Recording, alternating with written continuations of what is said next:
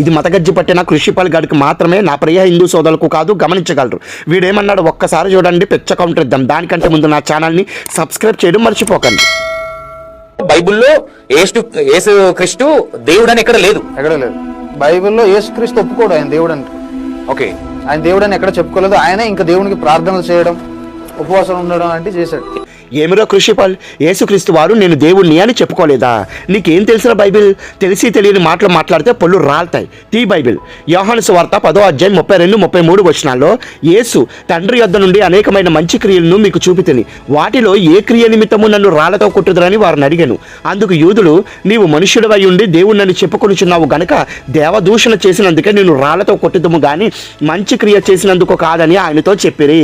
ఇదేంట్రా, ఆయన నేనే దేవుణ్ణని చెప్పుకోలేదని అంటున్నావు? అడుక్కు తినే వెధవ.